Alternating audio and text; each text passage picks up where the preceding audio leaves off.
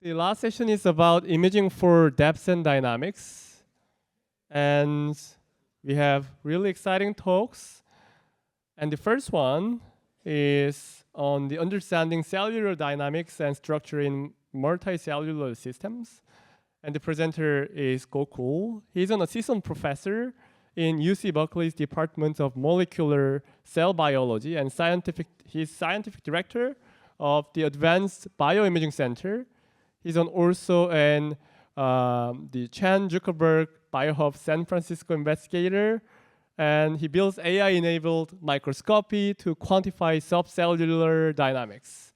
Okay, let's welcome Goku with big applause.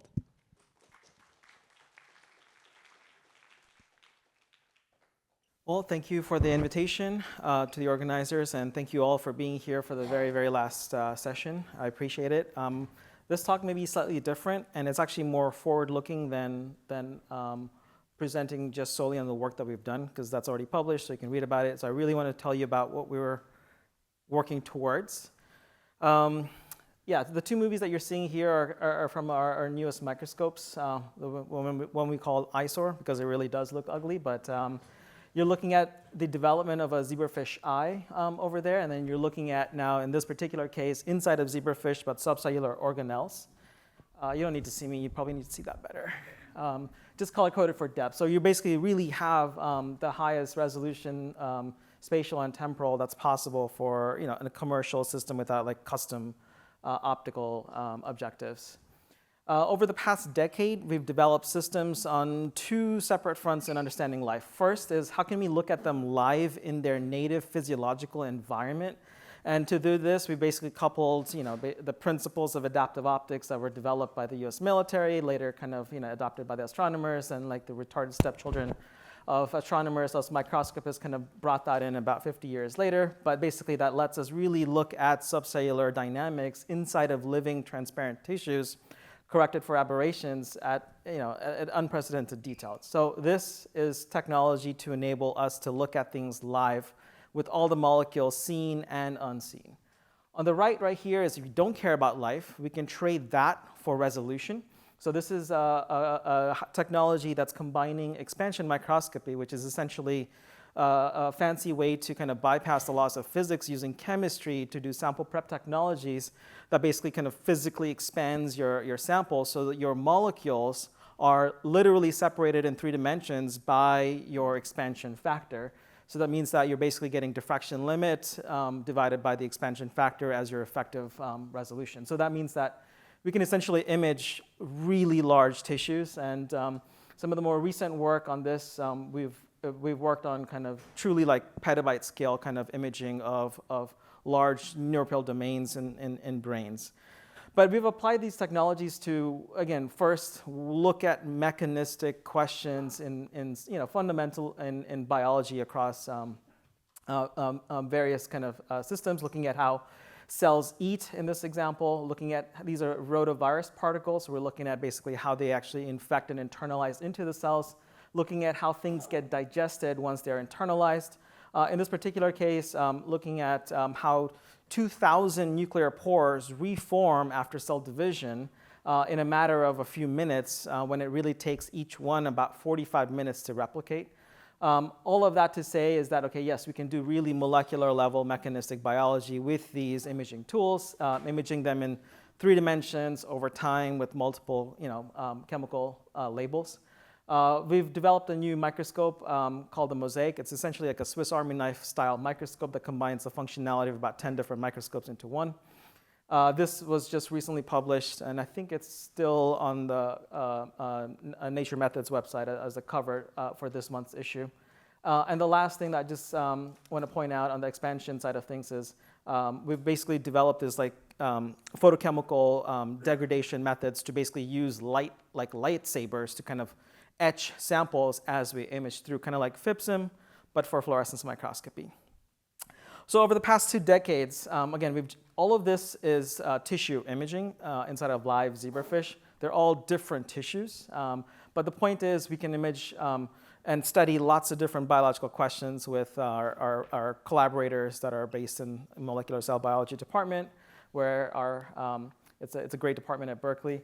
And the realization is the following over the last 2 decades. The complexity that we see really comes from the level of the dynamic and emergent processes that are occurring really from single molecules to subcellular organelles that basically kind of dictate the long-term consequences at the cell, tissue, organization levels and at the organ level.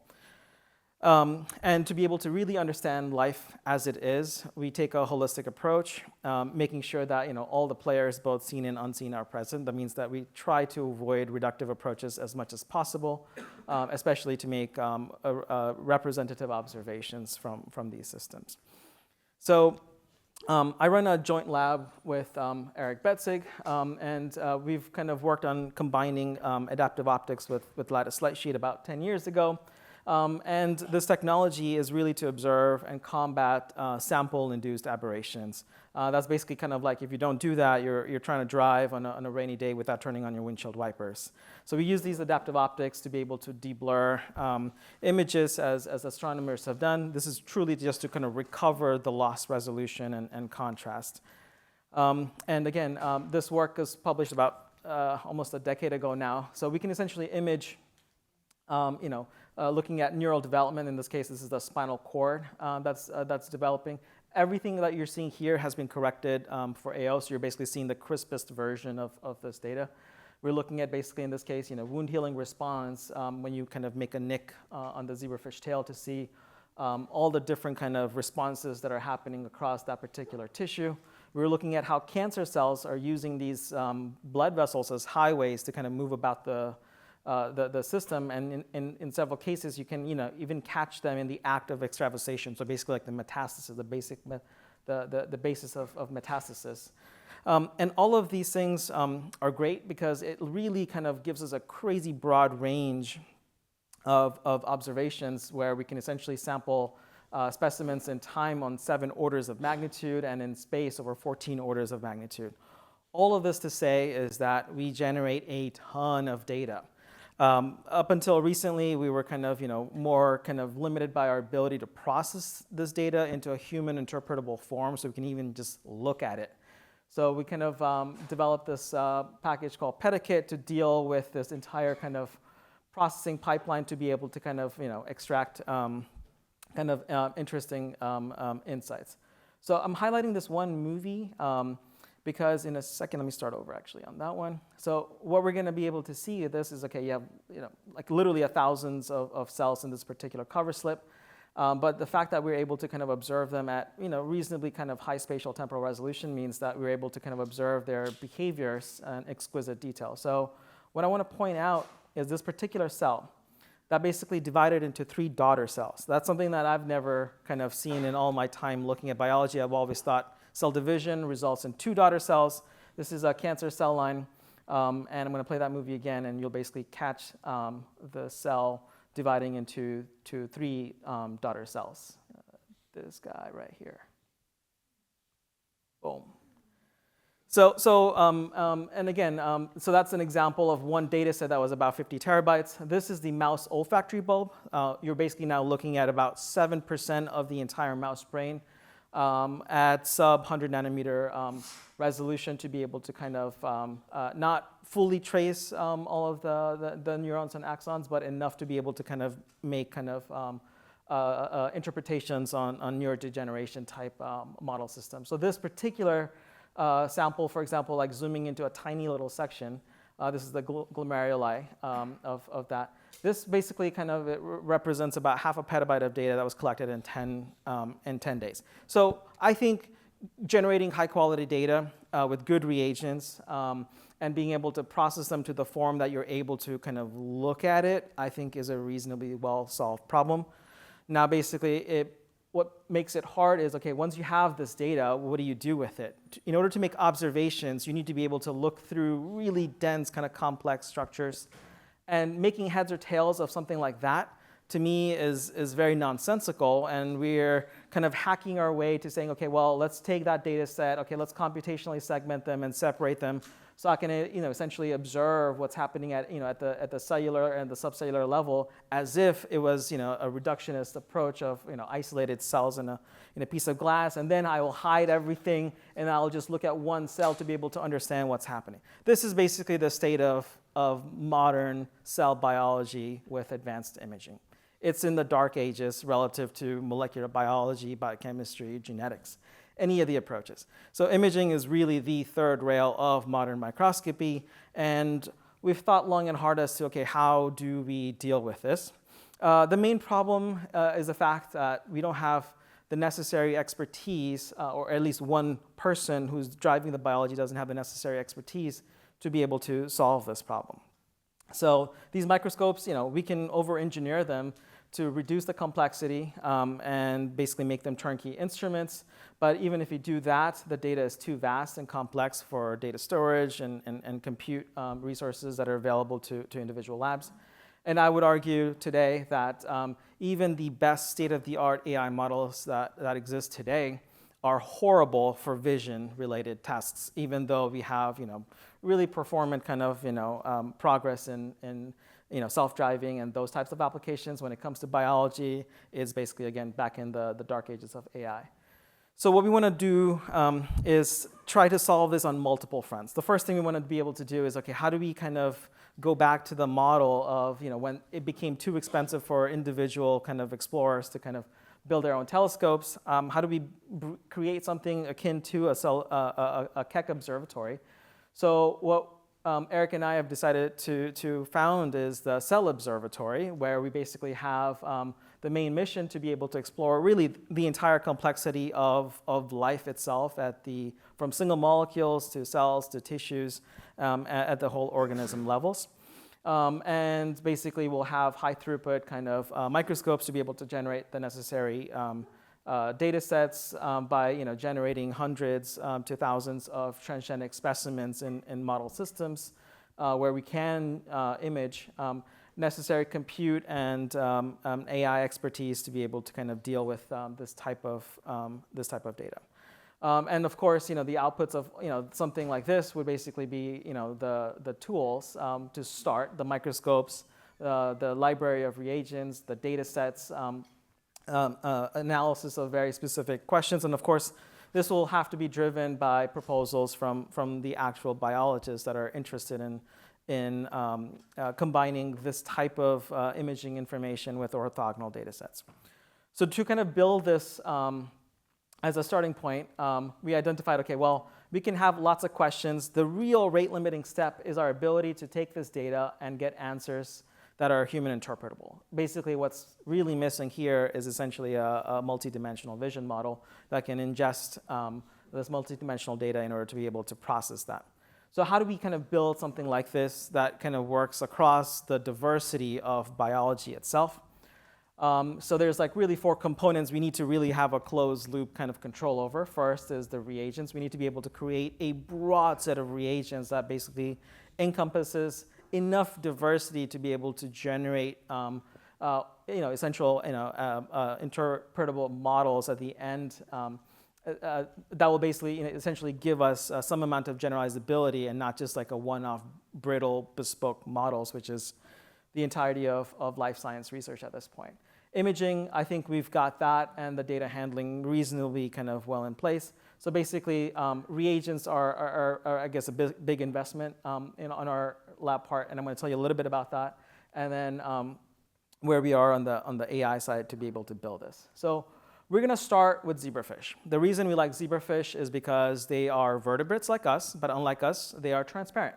They have scalable breeding and genetics, and they have really kind of a reasonable number of functional orthologs for all of their genes, and of course they're amenable to chemical screens, perturbations, and they're reasonably well used by all of the large pharma companies. And again, we can have reagents at different scales. We call this basically the harder part that are very custom built to be able to kind of cater to them, to be able to generate ground truth for training. And basically we have the transient versions where they're like one-off experiments. So our goal is then, okay, let's start with a library of reagents, and we'll start with these model systems. So we're starting with zebrafish, but the plan is to then extrapolate and build these reagents also for other model systems. So I'm going to show you like a few examples of movies of the type of data that we'll collect with these types of reagents. This is an example that's showing you effectively what's we're looking at basically at the next to the brain of the zebrafish. So you basically have the neuromass there, you have vasculature there. In the green right here, you have Golgi. That's basically kind of shuttling and acting as a warehouse for all your proteins, and we can essentially really follow like the tiniest like little kind of behavioral changes within these subcellular organelles. So we can do that level of thing. We can also take one step back and look at the cellular scale, where we want to understand, out of the 6,000 different, cell types with maybe like 60 dominant cell types and like various kind of flavors of it. So we're creating reagents that will give us the ground truth that labels, hey, this particular cell that's labeled is, in this particular case, looking at a neural crest cell line that basically kind of lines your intestines and your gut. Here we're looking at a different version of the neural crest that basically kind of forms your peripheral nervous system. And the idea is we have now the ground truth where looking at just the cell shapes and behaviors, we should be able to extrapolate the type of systems that we are building. And of course, the reagents is one big part. Instrumentation, I think, is of course crucial. This is the mosaic that I kind of alluded to earlier.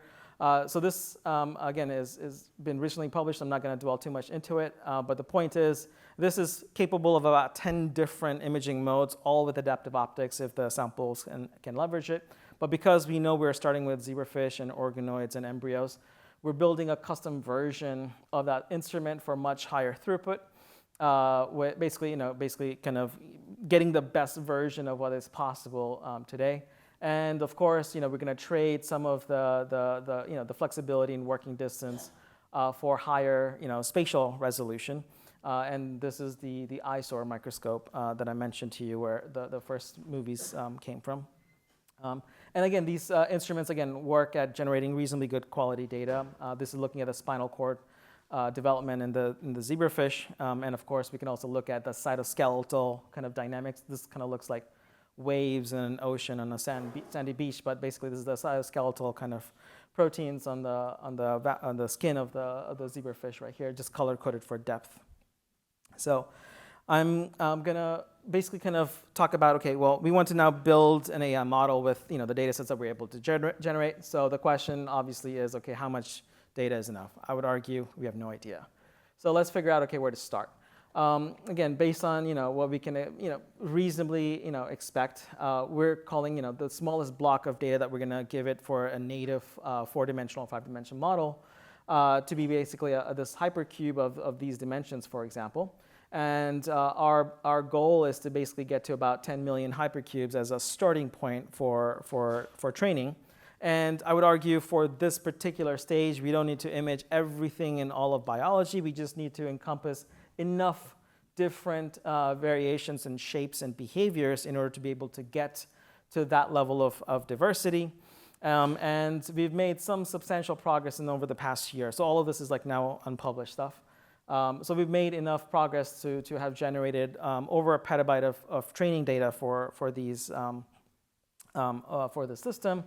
And again, we got our feet wet with vision transformers with a simple task of saying, okay, if I have now aberrated images, instead of using guide star approaches in order to be able to measure that, can we use now AI with enough priors to be able to kind of constrain the problem well enough that we're able to have a closed loop system with AI inference and hardware corrections in order to be able to correct for aberrations coming from that. And then we realized, okay, well, now that we have some idea of what we're doing, let's kind of build a pipeline to be able to do this large-scale pre-training. Obviously, pre-training data collection is reasonably easy. Of course, we need really kind of large volumes because of the multiple dimension explosion. And the first problem essentially becomes your data loading bottleneck, because you don't want your GPUs to basically kind of sit idle while you're kind of loading things into memory. So we're working on 3D and 4D in parallel, 3D plus channels, 4D plus channels. So we're basically at the point that we've basically kind of written versions of this, and we're basically getting started on the ablation side of things. But of course, I think our biggest bottleneck in all of this type of work is our ability to get to access to compute. So basically, I want to summarize the whole thing. Our goal really is to build a model that we're literally able to talk with, that's able to interpret this vision data, which really doesn't exist. So we basically are spending our effort collecting the highest versions of these data sets from the molecular all the way to the tissue scale. I'm going to stop here, acknowledge the team. So again, this is something that we're doing together, Eric and I. We have a team that is dedicated for building, the best microscopes that we can think of, the transgenics for the fish lines, and of course the data and AI team that are really kind of thinking about the problem from all sides of things. So I'm going to stop here. I'm happy to answer any questions.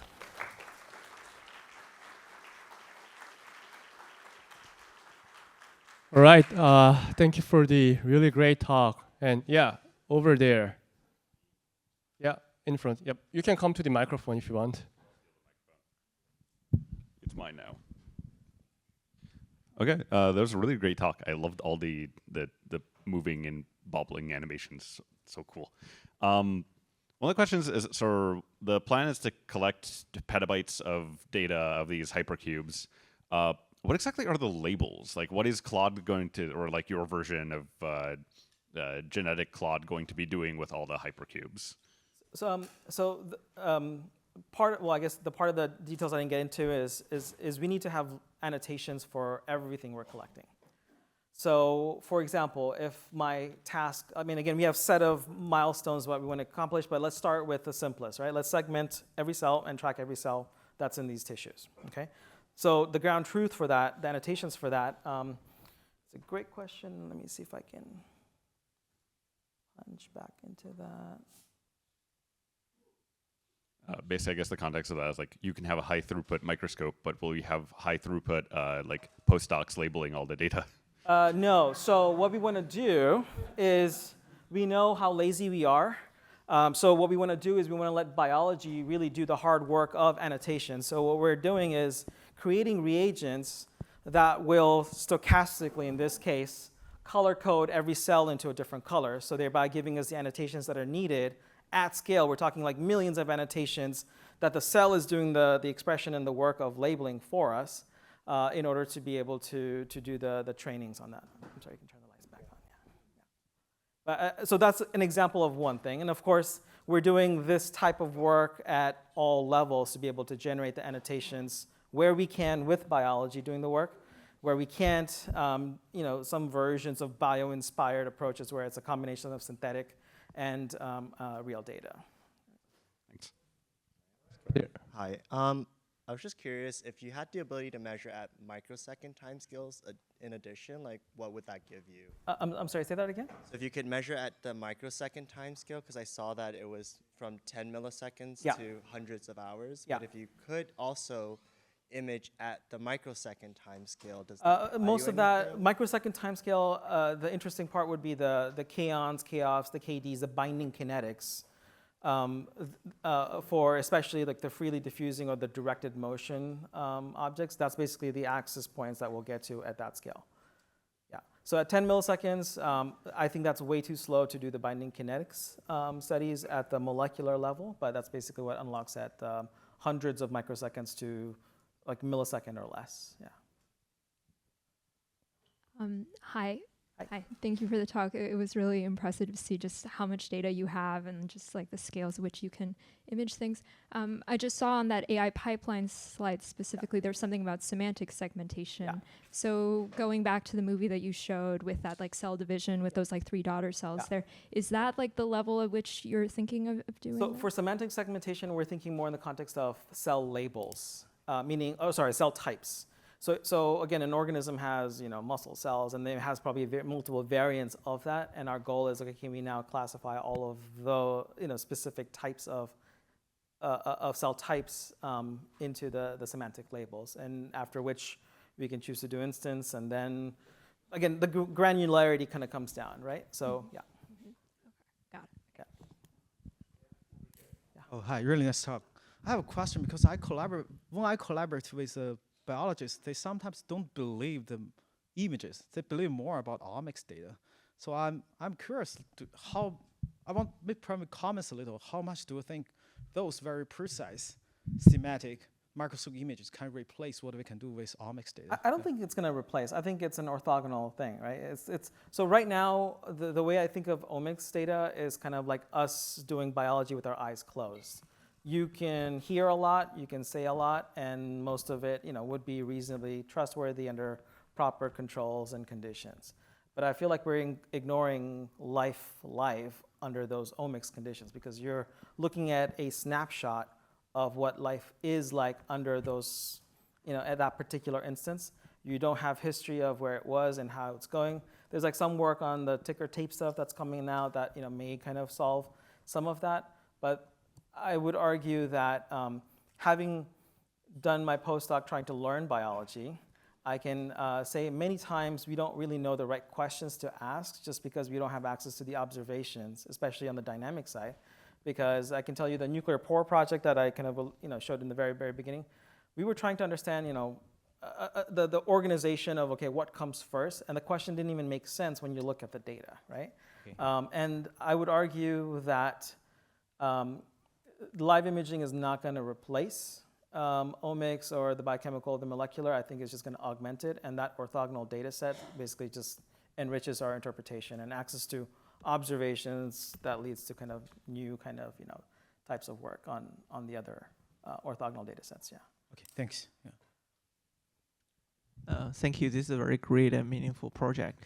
So I have a question about how you plan to actually using such visual language model for like vision language model for your task. For example, in neuroscience, if you want to actually try to find a connection between, is there any connection topology-wise have between the L5 cell to L2 cells? Yeah. I assuming that is very different task because it's a 3D like imaging, 3D like a topology task, like very different with the vision language task we actually pre-train nowadays. Yeah. So I'm wondering what's your plan for actually using? Yeah, so I think of this at like 3 separate steps that kind of build on top of each other.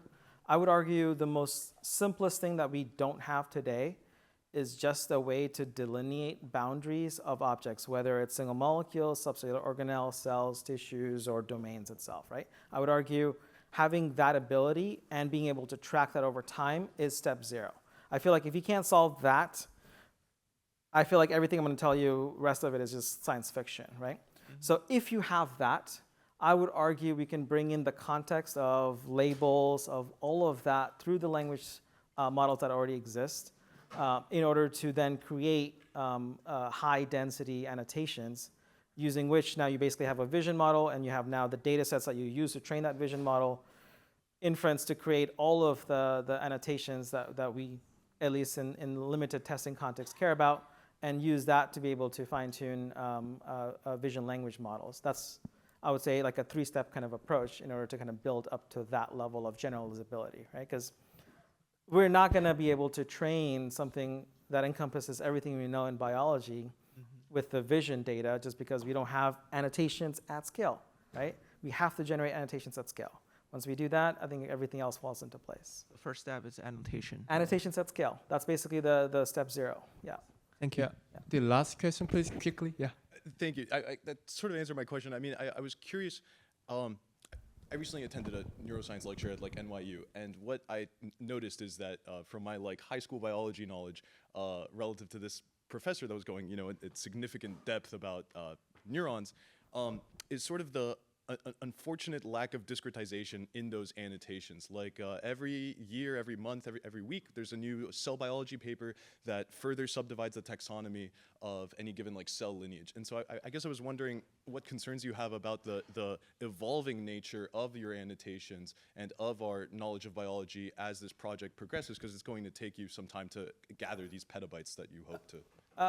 Well, what concerns do I have? I would say none. But to answer your question specifically, I would say I completely agree with that statement, right? It's constantly evolving. That means that it's not a one-off and done sort of a project.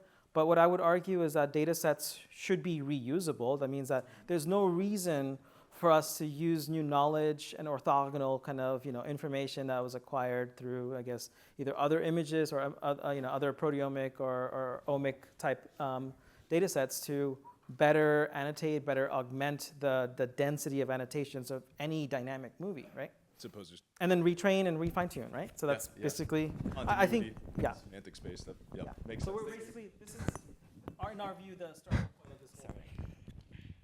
All right. If you have any further questions, please feel free to ask questions after the session. All right. Now, let's move to the next paper. So the next paper is Phobia Chem Duo, foveated stereo for standoff depth sensing. Yeah, without further ado, the floor is yours.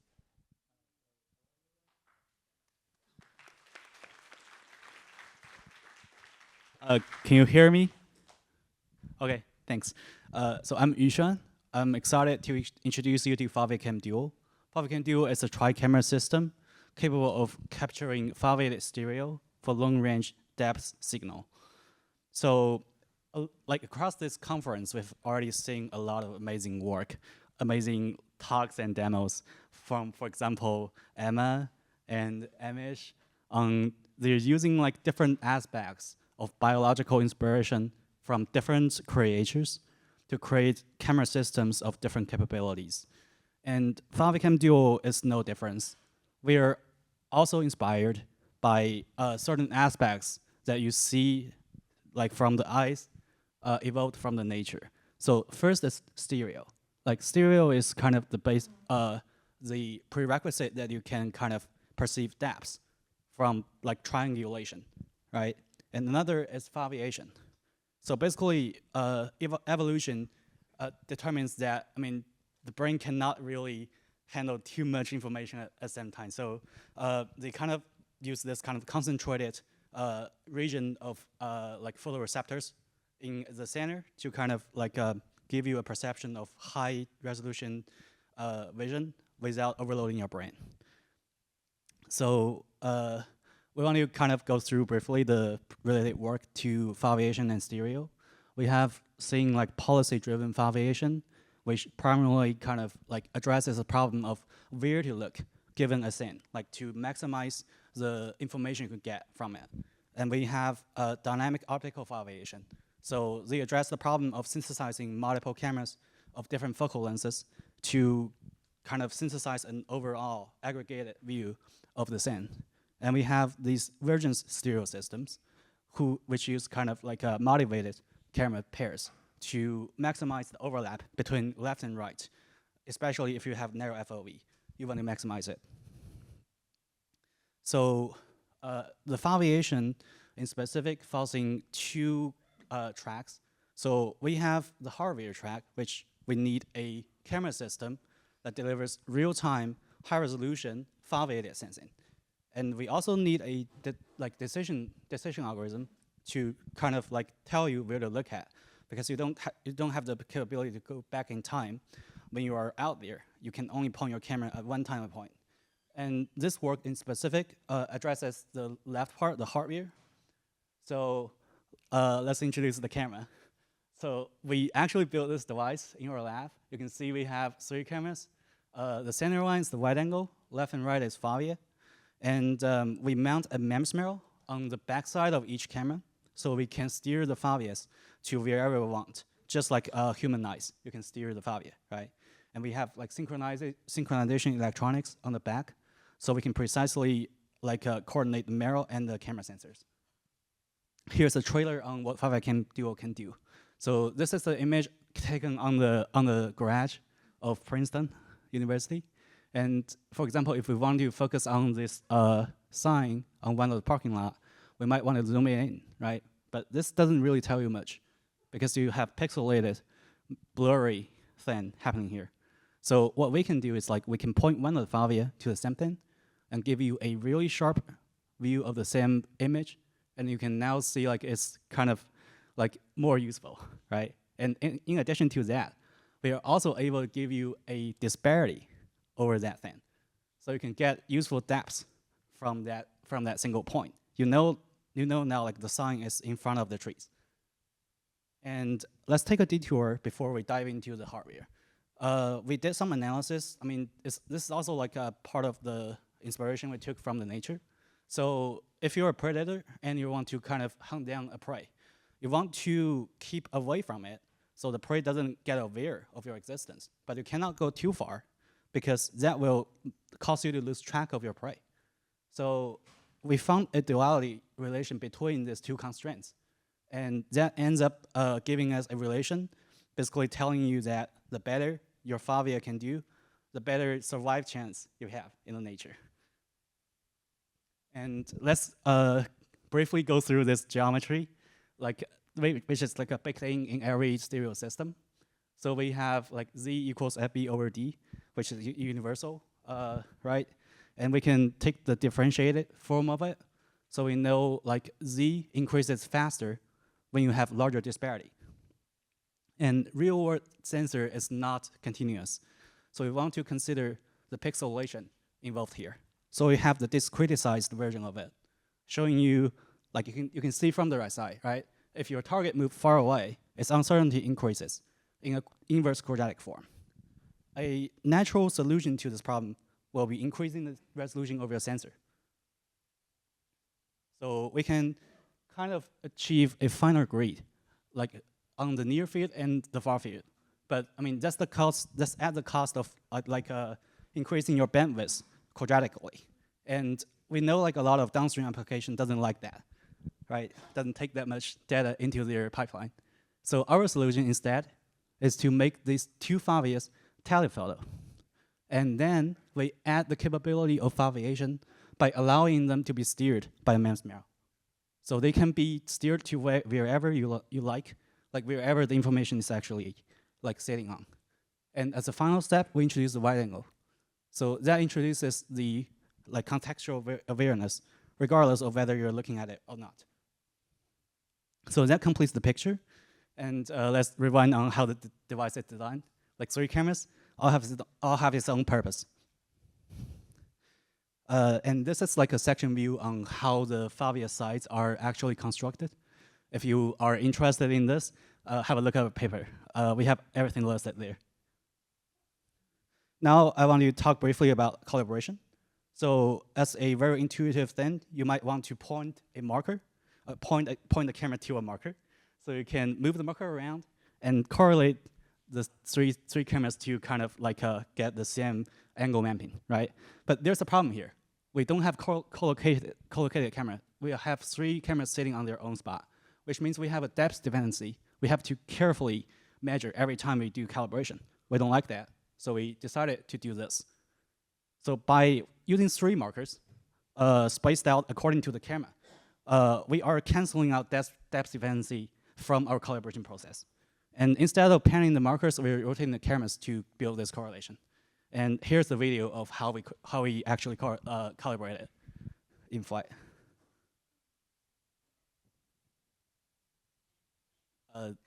By the way, the Pentel platform is also custom built.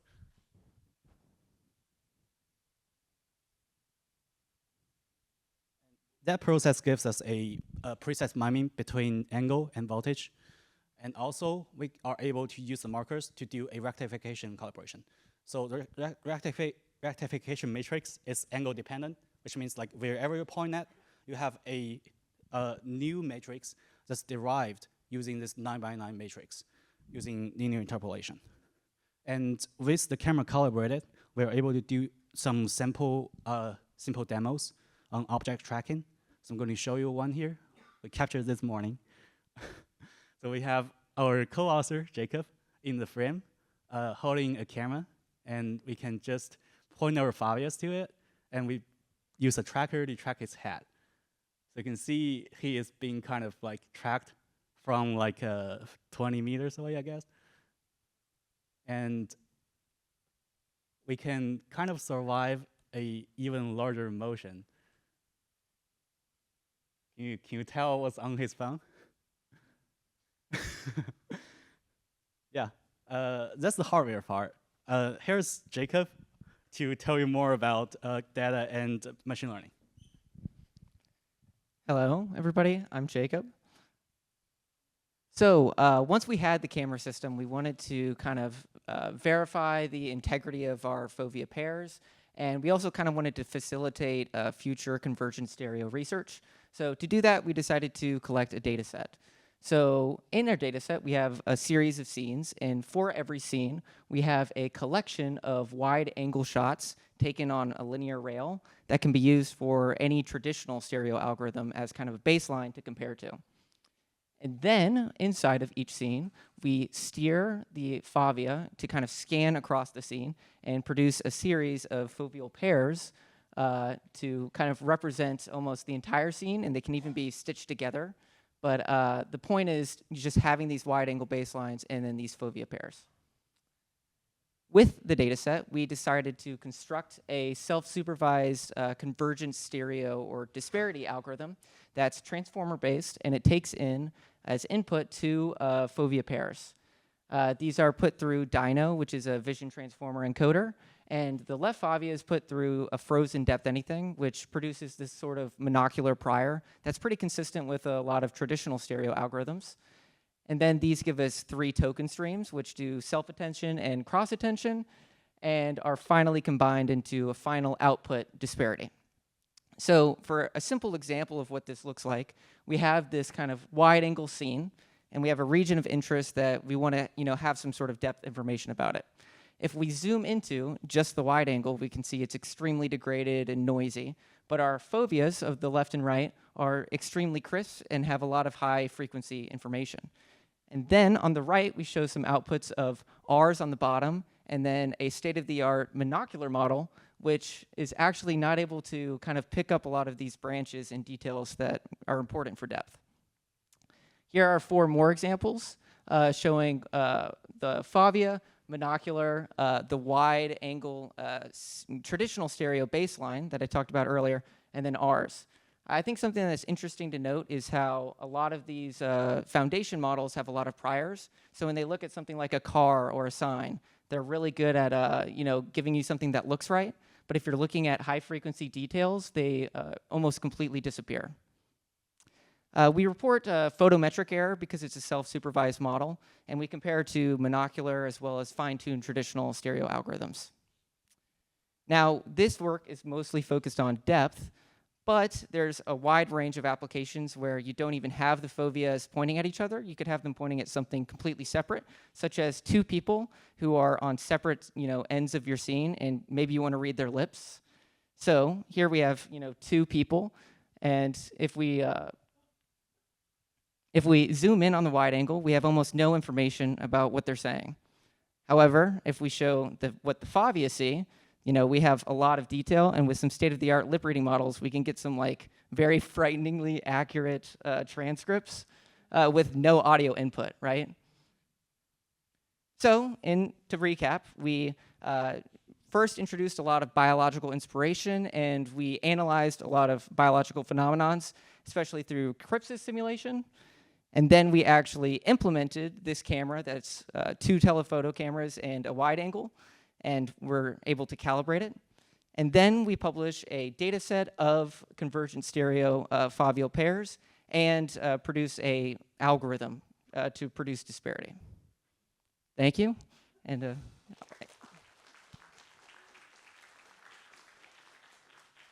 Yeah, great talk. Any questions? A quick question. So you do I see here, and you put it on the slide here, you have your stereo network that takes in the 2 fovea-added inputs. You do have more stereo pairs. You also have the one from the sides to the center, which is lower resolution. But have you considered using this information? So I think in future work, we are extremely interested in finding some sort of way to doing multi-scale fusion.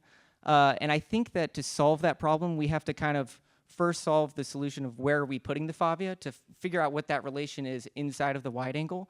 So we're looking at a lot of interesting ways of, maybe it's where a monocular model does worse. We want to put the fovea there, and maybe we can anchor it, or we could use some sort of stereo correspondence that I don't think I've thought about that specifically, but it's very interesting. Okay, and then a second question, for the foveated cameras, you have free running auto exposure, or how do you do auto exposure in this system? So currently there's two modes implemented. So we have free run mode, which all three cameras has their own settings. Okay. We have trigger sync mode, which we synchronize the left and right camera according to the MEMS model. So we actually have another layer in there. So we have a timestamp collaboration layer to make sure all the timestamps when collected by the computer are synchronized. So on either mode, we can achieve a relatively precise correlation between left and right. Yeah. Okay, awesome. Yeah. So sorry, I want to answer your first question, like exposure. So when you do trigger single mode, like the software will auto kind of average left-right exposure to derive the trigger interval. Okay, That gotcha. answers the question. Awesome. Yeah, that's wonderful. Great system. Let's thank the speakers again.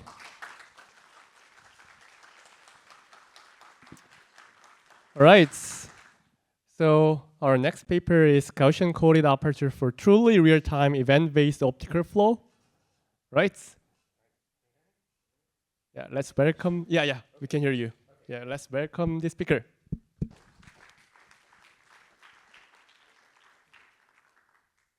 Can you hear me now? Yes, you can hear me now. Okay, my name is Mitchell Gross. I'm with the University of Dayton. My co-authors, Jeremy Klotz, who's in the audience, and then Sri Nayar, they're from Columbia University. And then my advisor, Keigo Hirakawa, also from the University of Dayton. This is our paper, the talk on our paper titled Gaussian Coded Aperture for Truly Real-Time Event-Based Optical Flow. So the first thing that I want to do is get everybody on the same page about event-based cameras. So I'm sure many of us have heard of them or are potentially very familiar. So the idea is that the pixels work very differently from a traditional frame-based camera. In a frame-based camera, all of the pixels work together and you get a full frame synchronously. In an event-based camera, all of the pixels work independently and asynchronously, and they report a stream of log intensity changes or events. So one event is, it has the pixel where the log intensity change exceeded a threshold. It has the polarity, whether it was an increase or decrease. And it also has the timestamp, which is at microsecond resolution. So obviously you can watch the video here. This is a toy that's flipping, and the frames on the right, you can see the toy is blurry and there's a lot of motion that's missed. But the event-based camera is able to sense all of that, although the data is very difficult to work with. Okay, so the reason that we're here is for event-based optical flow, and our goal is to do truly real-time optical flow. So what do we mean by that? So conventional event-based camera optical flow solutions, they build these dense intermediate frame-like representations using time windows. So event-based cameras give you these asynchronous data streams, but to build these intermediate representations is not really in the spirit of that data. And typically, this is too slow for really real-time, high-speed phenomena. So our goal is to perform event-based optical flow in truly real time, and what that means is that you update the flow vector in streaming format as the events are generated. So like I said, this is computationally difficult, especially if you're building these representations and then doing a bunch of spatial processing in post. Okay, so the question we're trying to answer here is whether we can extract spatial features in optics prior to the sensing, so that way everything post-sensing is much more computationally lightweight and allows this truly real-time operation. Our idea is to encode spatial features with coded aperture. So our proposed method is called coded aperture spatial processing for event-based optical flow. And the idea here is that we use coded aperture masks to extract spatial features prior to the event-based camera sensing. And then we process per pixel with a recurrent neural net in streaming format. The bottom right shows the gated recurrent unit, which is what we use here. And the key is that there's no post-sensing spatial processing, so it's very lightweight. Okay, so how do we extract spatial features with coded aperture? Well, the idea of coded aperture is that when you have a defocused system, there is a convolution between the point spread function and the sharp image to give you your blurred image. And what you can do is you can use an aperture mask to engineer the point spread function to do this convolution. Now, conventionally, coded aperture is used for estimating depth from defocus. We're not doing that here. Instead, we are using it purely as a spatial feature extractor, and then the event-based camera is going to generate events from the blurred images or image that encodes the spatial features. Okay, so what if you want multiple spatial features? Well, the bottom chart is going to walk through the process here, and then the top right chart shows our prototype implementation that we put together. So if you want multiple spatial features, you need multiple lenses followed by multiple aperture masks. So to do this, we use a micro lens array, which is literally an array of tiny little lenslets with common focal length. And then we put behind that a programmable spatial light modulator to actually program the aperture masks. So this gave us a lot of flexibility. And then once the light passes through the microlens array and the coded apertures and is relayed onto the event-based camera, we register each region behind the lens and corresponding aperture mask. And so once you register these per pixel, now all of the processing is, there's no more spatial processing, and all of the events from the same pixel behind each aperture mask, they are combined into one event stream. And then a recurrent neural net processes that event stream event by event to update the optical flow vector. Okay. So to verify the implementation, we implemented some toy aperture masks. So those are the 6 masks in the configuration on the left. So you've got a box, an X, and a circle, and then on the bottom, an X, box, and circle. And then on the right, when the system is severely defocused, we looked at a point source, and you can see what the point spread function looks like. Those are actual event-based camera measurements, and you can see the correspondence between the coded aperture mask we implemented and then what we actually were able to see. So this just verifies that the system works. Okay, so we designed our aperture masks by hand for optical flow. So recall that the optical flow equation, which is here, you've got the 2D motion vector, and then you've got the x spatial gradient, the y spatial gradient, and then the temporal derivative. So what we want to extract with the coded aperture are 2 spatial features, the x gradient and the y gradient.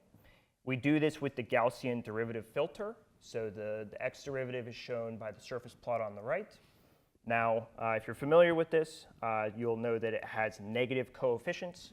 Well, because coded aperture are transmission masks, you can't implement negative coefficients.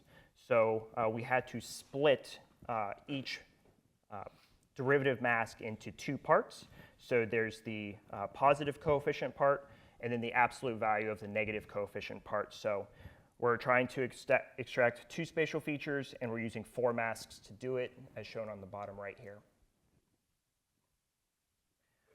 Okay, so data collection. So our target were several rotating and translating dead leaves patterns, as shown on the bottom left. So a dead leaves pattern, it's designed to mimic natural image statistics. So you can see it's got all these different levels of all these different gray levels and different size circles. And then this is on a disk, and then that disk is rotated with a stepper motor. And so it's from the encoder that we extract the optical flow ground truth for our training and testing. And then the 4 coded apertures, as shown in these 2 images, they optically encode the Gaussian derivative features. So You really have to spend a lot of time looking at these to really appreciate what's going on here, but these are the events that are actually implemented and used as part of the recurrent neural net. And then we train on 3 dead leaves patterns, and then we test on 1. Okay, so this shows some results. So focus on the left video for the moment. The ground truth is in red, and the predictions are in green. And you can see that we're doing pretty well. The predicted arrows tend to follow the pattern pretty well.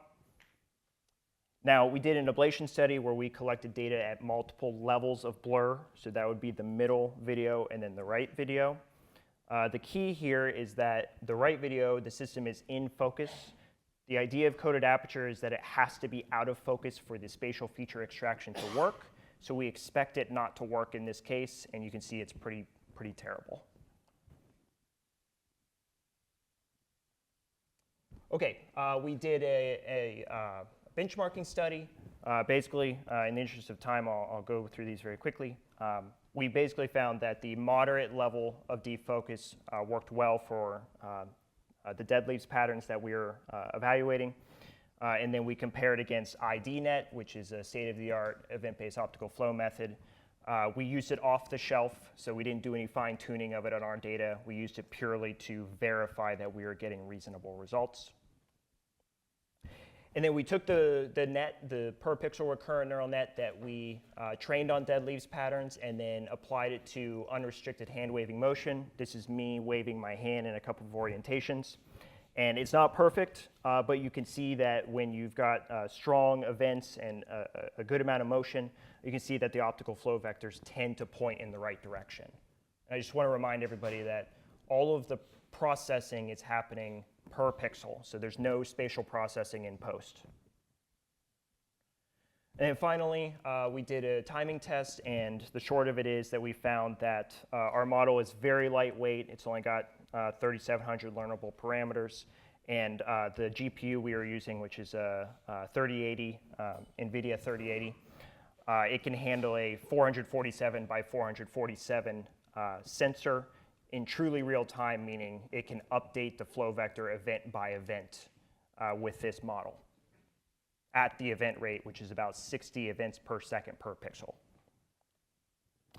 So concluding, we propose coded aperture spatial processing for event-based optical flow, for optical spatial processing prior to the event-based camera, a microlens array and coded aperture masks extract the spatial features, and then a per pixel recurrent neural net computes the dense optical flow. We developed and implemented a prototype and then demonstrated the feasibility of truly real-time optical flow in streaming format. And our next steps are to learn coded aperture masks, so this is the idea of deep optics, as well as do this technique for other truly real-time applications like object detection. That's it. Thank you.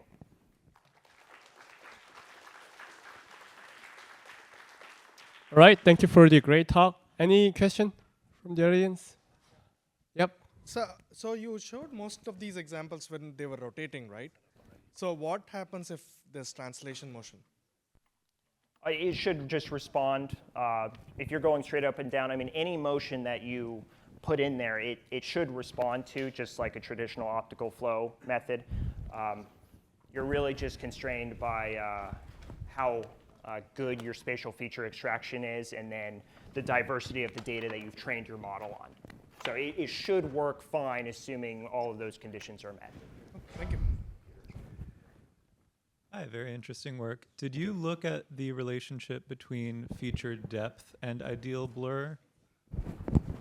You mean like object depth when you say feature depth? Yes, yes. Yes, so that was some comments that we got during the review process. So we actually found, so our assumption is a hyperfocal distance, which is not really what you typically use coded aperture for, which is depth from defocus. And what we found is with our implementation, the limit of what is considered hyperfocal was actually only like maybe 10 centimeters in front of the system. So pretty much everything was within that hyperfocal assumption.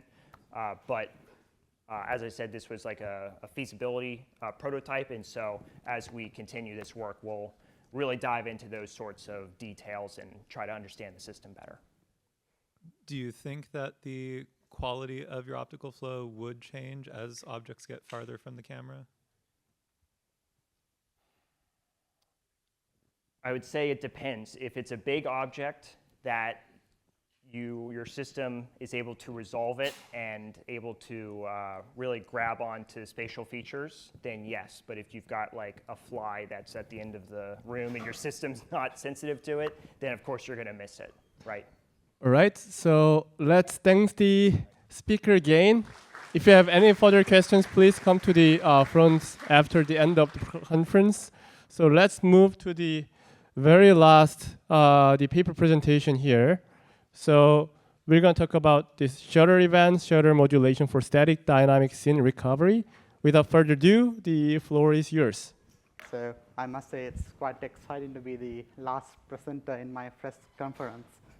So thanks for the introduction. And many of you here may already know what event cameras are. And we had some great talks in the past few days and some posters using event cameras in their projects. But simply put, like you can see in the video here, the event cameras are these sensors that respond only to changes in scene brightness. And they're completely asynchronous, and they generate this thing called events whenever there's an increase or decrease in brightness. So they also have like a very high time resolution between events, about 1 microsecond, so they can do very high speed imaging as well. So consider a scene like this. So there's this car moving towards me, and I have placed this event camera in front of the scene. It's a stationary event camera, and it's recording events, and I'm giving these events into this model called E2vid, which takes in events and produces a grayscale image using machine learning based methods. And this is a very common event processing pipeline. So as you can see, it misses like a huge chunk of the scene. I mean, after all, what can E2vid do when the event doesn't even record the static background? So this is a fundamental problem with event cameras because they fundamentally respond only to changes in scene brightness. If there's no motion, no changes, it doesn't really record anything. So the motivation for this project is how can we reconstruct this static part of the scene that event camera does not capture? But how do you achieve that without also sacrificing the high-speed dynamic sensing capabilities of these event cameras? So before we dive in, let's go into some related work in this area. So I just described methods like E2vid that uses events that were generated from camera or scene motion, and they're like learning based. But as you can see, they can miss or hallucinate some of the details if these events have not been recorded for that particular part of the scene. So some of the more recent methods like noise to image and URC, they can recover static scenes. What they do is they would accumulate noisy events for like some exposure duration, and they would use like a learning based method to recover a grayscale image. The problem with these methods is they can require about like 1 to 2 seconds of exposure of noisy events to get like a good quality result. So another method that can recover static scene intensity from events is this EVTEM or event-based temporal mapping photography. What they do is they will place an aperture shutter, mechanical aperture shutter in front of the camera, and by opening and closing the shutter, they can get like this direct reconstruction. But they also do learning-based methods to enhance this the reconstruction that they get. But this the reconstruction essentially syncs to the slow mechanical aperture shutter. So now the event camera is essentially like a frame-like camera. So you lose all this high-speed dynamic imaging capability. So now reframing our problem statement, how do we reconstruct static scene from events, but also preserve these dynamic sensing capabilities from event cameras as well? So what we observed was if we placed an LCD shutter in front of the event camera and you give it some sort of waveform, like in this case I'm doing like a 4 Hz sinusoidal waveform. Now it starts modulating the light that's incident on the event camera. And then here, as you can see in the top right, it starts getting the events on the static path as well. And for comparison, I added the same scene I recorded without the shutter. You can see that, as you expect, it only gets dynamic motion on the fan. So in the top right with the shutter modulation, you can see the accumulated event already looks like an image. So this is sort of the main driving idea behind our paper. So this motivates method. So we put this LCD shutter, which is like $7. It's very low cost hardware. And what we see is that with this, we see this interesting relationship that the event counts per cycle of a shutter has this monotonic relationship with intensity. And we can use this relationship to get like this direct static reconstruction. But we also go a step further and we separate the static parts and the dynamic parts, so we can do processing on the dynamic parts separately, so that now we don't really convert the event camera like a frame-like camera like before. So to understand why this shutter modulation leads to this monotonic relationship, it's important to first understand this key result from the noise to image paper. So they find that there's this non-monotonic relationship between the noise event rate and intensity. You get a curve like this. So this might seem a bit counterintuitive because you know, Poisson noise is increases with intensity. But the reason why this happens in event cameras is because event cameras operate in the log intensity domain. So the log compression itself causes this the relationship between noisy events and the passive and intensity to give this non-monotonic relationship. So from this curve, we can see that for a given event count n, there are like these two ambiguous intensities that it can resolve to, right? So how noise to image resolves this is by using learning-based priors. But can we somehow make this curve monotonic, and so that we can have like a unique mapping between intensities and events? Well, I already sort of gave you the answer. By placing the shutter, what we do in fact is by making this monotonic, what we do is essentially we are just integrating under this noise event versus intensity curve on the left to create this monotonic curve on the right that relates the events accumulated per shutter cycle to intensity. So to see what I mean here, let's walk through one example. So say for a given static scene intensity I0, we modulate the shutter, you close it and open it, and that means you are essentially sweeping all the intensities from 0 to I0, and we are accumulating all the noise events under this region. That means we are getting the area, and that is exactly what the monotonic curve that we have, is the number of events accumulated per shutter cycle. And we're doing this for another intensity I1. Again, we are sweeping the intensities, shutter close to shutter open, 0 to I1. We get integrate under this curve, and we get the area A1, and they put it into a monotonic curve. So now we can see intensities that were ambiguous in the curve on the left, and now we have this recoverable mapping. So when you implement this in real experiment, so the key insight is with noisy events plus shutter modulation gives a monotonic event versus intensity count curve, event count curve, which we can then invert to reconstruct an image. So it's a very simple, straightforward method. So to implement this in like real hardware, what you can do is to get the calibration, we project varying levels of illumination values, and then we record events per shutter cycle and calibrate this sort of lookup table like curve, and we can see that we can recreate this monotonic curve in real experiments as well. And the key idea is that this sort of lookup table is calibrated for a given frequency and a waveform that modulates the transmission in the transmission onto the event camera. So then we can use this lookup table to get an intensity to event count mapping when reconstructing a scene. So the reconstruction itself is pretty straightforward. So we did the project and record short events, and then we get a reconstruction. So here are some qualitative results from our method. And we can see I'm comparing against noise to image and URC with just accumulated noise events under 33 millisecond exposure. And we get a very good reconstruction compared to other methods. And our method also quantitatively performs 2 to 10 dB better than current methods under 33 millisecond exposure. So now, if you just stop there, we have just essentially created a static event frame-like camera. how do you preserve the dynamic sensing capabilities of the event cameras? So to do that, we want to be able to separate the static regions from the dynamic regions. So the key idea is that the shutter signal operates at all frequencies, and the dynamic signal, shutter signal at the shutter frequency, and dynamic signal operates at all frequencies.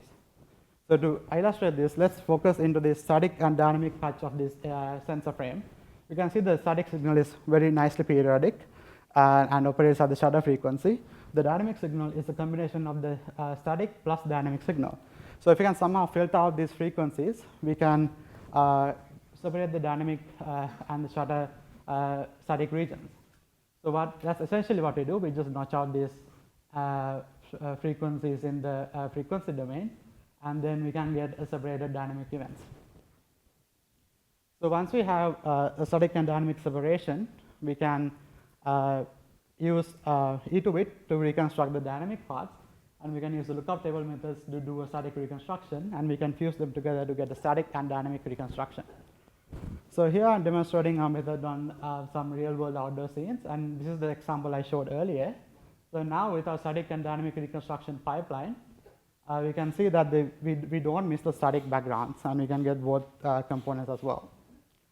And here I'm to show the fidelity of our separated dynamic events. I'm running an off-the-shelf optical flow algorithm on the events, and we can see the motion vectors generated are similar to that of the two dynamic events if you were to do the same capture without a shutter. And here I'm showing a depth estimation result running our recovered grayscale image on depth anything V2, and we can see our grayscale image recovers enough detail to give a better depth map compared to other methods. So some limitations is that if we in the static and dynamic separation, the notch filtering itself can remove some dynamic events if it's operating at the same frequency as the shutter. And our shutter modulation also increases the event rate, so we have to be careful not to saturate the event stream.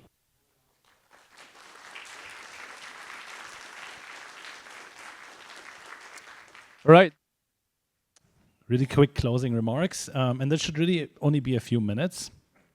So first of all, I'd like to thank again the ICCP admins who did a tremendous amount of work to make the conference possible, organizing a lot, the different catering events, logistics, etc. So if you see them outside, please join me in thanking them for supporting this. Then a super large number of volunteers, some of them are around here in the room, handing the microphones to folks, and then organizing the rest of the conference, making sure that everything goes smooth. As mentioned before, we are doing a photo competition, a photo challenge. We've extended the deadline a little bit till Friday. So if you have photos that you took during the conference that you haven't submitted, please consider submitting them, and we'll make sure that in about a week from now, we'll announce the winner, which is about a $100 ticket. And last of all, thank you all for coming. This is Mark's photo that he took during his talk that places us in a generative AI generated environment that looks slightly more fancy than we're at, but I think we did pretty well, so thank you all for coming. Before you leave the conference, look in your email folder. There's an email with a link to a survey form. You can also scan this. Would be awesome if you can give us feedback on potential future locations of ICCP and give us feedback on what we can improve and do better for future ICCPs. All right, and with that, I'd like to give over to Chris, who's going to announce ICCP 2027.